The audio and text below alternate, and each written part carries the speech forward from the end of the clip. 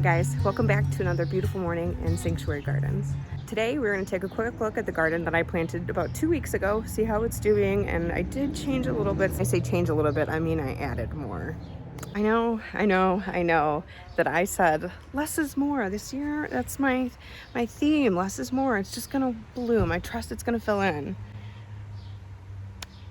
I saw zinnias at Meyer and all the other places were out of zinnias, and one of my pets likes to eat zinnia leaves now, and so I thought maybe more is more.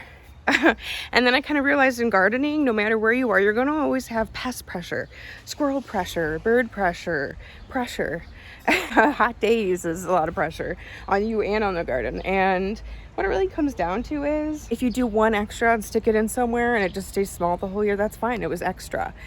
But if you do less and then like you get bad pest pressure and it takes out one or two of your plants, then and you didn't have any backups, you're going to be in a tough place. So I went ahead, had some backups. I added 3 new zinnias, and here's the one my dog ended up like decimating. We don't know which dog it was. It could have even been a cat, but that's just what you got to work with when you live with animals. I wasn't sure if it was coming back. I think it might, but one of my seedlings actually turned around. So I just potted that up in there and thought, you know what? If that one doesn't work out, that one's gonna be right behind it. And if it does work out, I'll just keep it smaller, or, you know, maybe they'll just mingle. Maybe it'll be beautiful. Switch the daisies around here. I gotta cut some of those off just so we can keep producing more flowers, but just gorge. Just so beautiful. Did get some marigolds just because I know they're really good for companion planting. If I want to get silly, I could put them between the tomatoes, see if they keep going when the tomatoes get really big. I don't know, that could be fun. They're still going really well. We had a lot of cold nights and I noticed we stopped producing flowers. Same at work too. Now that we're getting a lot warmer, we are getting a lot more flowers coming onto both pots here. Moving on to the tomatoes. Okay, most exciting thing about the tomatoes is they're doing great. Last video, they were kind of really sad, small, like light green, like they were like, we don't have enough sunlight to survive kind of thing. And now they're getting dark green. They kind of match their counterpart that I bought at Home Depot. So they're catching up to their buddy really, really fast. They just needed some better soil being up-potted and a little bit more nutrition, more room and nutrition. This one here is the front one, Brad's Atomic Grape. Then we got this one, which is Sunrise Bumblebee Tomato. It's supposed to be like a creamy orange and red, I think. Cherry tomato, creamy, like so lighter colored. And then in the back we have the black cherry tomato that I bought from Home Depot. So big boy, little brothers and sisters, they're doing well. This one needs some watering, but like they're catching up and they don't look sickly. They look like they're in the same condition almost. So super, super happy about the tomatoes. Could not be more proud. Maybe it's because I told them I believe in them. I believe in you. I believe in you. Ooh, okay, so another part we're doing today is the Greenstalk Vertical Garden. 3, 4, 5 tiers, and a watering bin up top that I'm currently storing some of my plant starts in. I got to get this guy out. He's thirsty too. In this vertical Greenstalk planter can have up to 30 plants. So each pocket you could put a plant. If you look back a couple years ago to my very first garden tour video when I was at my grandma's house, first garden ever, I had gotten this because I saw a lot of people on YouTube how great it was. Tried it out for myself on a little patio. This like performed. And I didn't get to use it last year because we didn't have enough sun in the backyard, but now we do. So we're creating some other spaces. Sanctuary Garden is growing a little bit this year. I'm going to plant this up today. It's super easy and decently fast for planting a whole vertical garden. And put in some tomatoes, some peppers, and a little bit of herbs and strawberries. I thought I could just stick them somewhere in there and just get a little extra strawberries on top of my pots. Maybe I can make like a jam or jelly this year. What we're going to do is take this apart. It's got the top bucket you can fill with water. It's got measurements, so if you could fill it to the top quicker than it could drain, you'll know that you're filling your entire green stock from top to bottom, all 5 tiers. So it looks like this. You got 6 pockets, 1 plant per pocket. I mean, if you're doing something small, you could do like 2 seeds of bush beans or something like that. And this is where the water, it's like a water well, flows from the top down a tube into all of these, and they've got little holes. If you place them correctly in the pockets of your plants, it'll drain right to the roots. Okay? And I also have like a roller base. You don't need it. I have it just so when it was on the patio, I could easily move it or spin it. This year, I'm gonna plant things in such a way where the back is open. So I don't need to spin it. It's just gonna be a beautiful corner piece to the backyard. I don't I think I should go on there. You're gonna wanna overfill a little bit because when you water it down, it's all gonna sink and compact.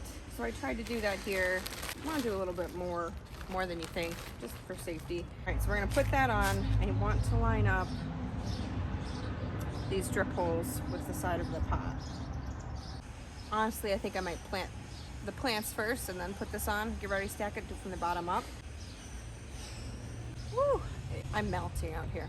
Just turned this around and actually saw myself for the first time. I feel like I feel like a kid playing outside in the summer. Okay, every time I do it, it gets worse. All right, we're sticking with it. I realized this in this kind of setup, you do not want to water it before you build it. Fill up all the tiers at once, boom, boom, boom. Plant all your plants, stack it up, especially if you're by yourself. Stack it up, then just go through a nice thorough watering after. I think it is smart to water first to see if the soil settles and all that stuff, but it's just gonna be way heavier to stack. And if you're by yourself like me, we gotta be efficient. Let's just get into it before I disappear.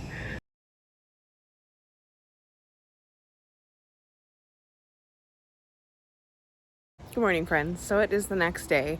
Yesterday it just was like up to 90 degrees. My phone could not record any more than 30 seconds at a time. And I just decided to like bust through and finish it up, water everything so I could get myself out of the sun. It was pretty gnarly. So I'll just give you a quick rundown of everything I planted in the planter and we will wrap this video up.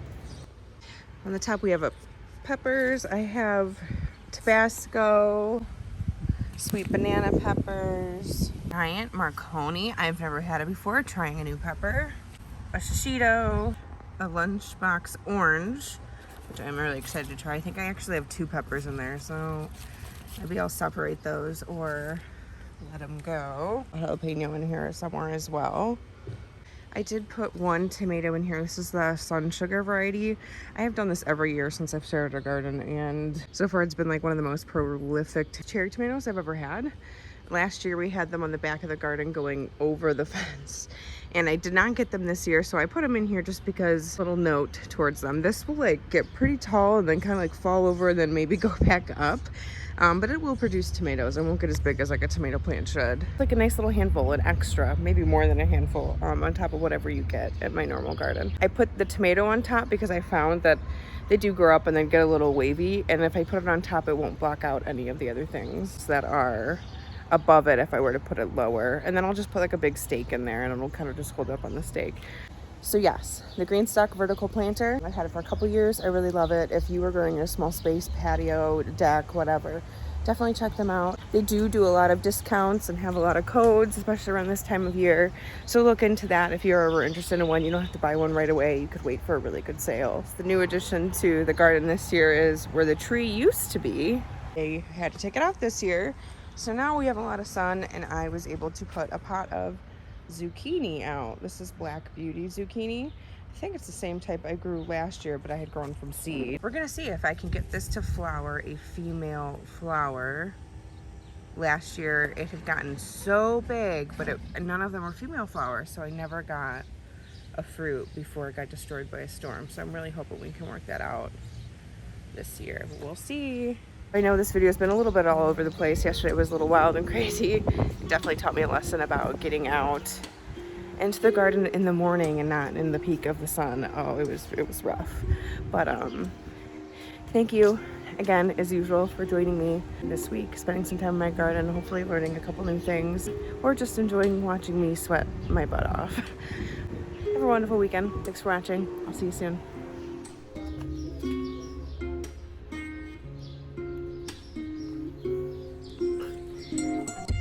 Welcome back to another wonderful afternoon here at Sanctuary Farms. Sanctuary Farms?